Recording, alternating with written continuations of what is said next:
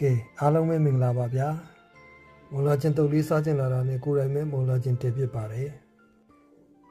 ဒါကတော့ကျွန်တော်တို့ကိုရီးယားမှာရနိုင်တဲ့မုံလာဥပါသူကတော့အကြီးကြီးလာပါတယ်မုံလာဥကကြီးတော့ကျွန်တော်ဒီလိုပဲတိတိလေးတွေလှိလိုက်ပါတယ်ကျွန်တော်တို့မြန်မာမှာတို့တော့မုံလာဥကိုအဝိုင်းလေးတွေလှိလို့မရဘူးပေါ့ဗျာပြီးရင်ကျွန်တော်ကမုံလာရွက်လေးကြိုက်တော့မုံလာရွက်လေးကိုရေးဆေးပြီးတော့ဒါလေးနဲ့လှိပြီးထည့်ပါတယ်ကျွန်တော်တို့မန်းလေးခေါ်ခါကျဲဦးလည်းထည့်ပါတယ်အကုန်လုံးလှိပြီးသွားရေးဆိုရင်တော့ရေကိုတေချပြောင်းဆေးပါတယ်ရေဆေးပြီးရင်တော့ကျွန်တော်စားလေးအနေတော်လေးထည့်ပြီးတော့ခဏနေထားလိုက်ပါတယ်စားနေပြီးသွားရင်တော့ကျွန်တော်တို့ခဏလောက်ထားလိုက်ပါတယ်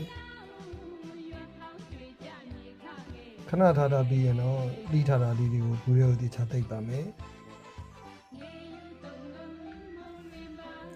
မုံလာချင်းတည်ဖို့အတွက်ကျွန်တော်ကစံစည်းကိုသုံးပါတယ်စံစည်းကိုဒီတိုင်းကြီးမထည့်ချင်လို့ကျွန်တော်နည်းနည်းကြိုပြီးမှအေးခံပြီးမှထည့်ပါတယ်စံစည်းရထည့်ပြီးတော့ရင်တော့ကျွန်တော်တို့ဘူးကိုတေချာလေးပုံအောင်ပေးရပါမယ်ဒါကတော့3ရက်မြောက်နေ့အနေထားပါစားကြလာတာနဲ့3ရက်မြောက်နေ့မှာပဲကျွန်တော်ဖွင့်ပြီးစားလိုက်ပါတယ်တိတ်တော့မချင်ဘူးဖြစ်သွားတယ်ဗျအားလုံးပဲမင်္ဂလာရှိတဲ့နေ့လေးဖြစ်ကြပါစေ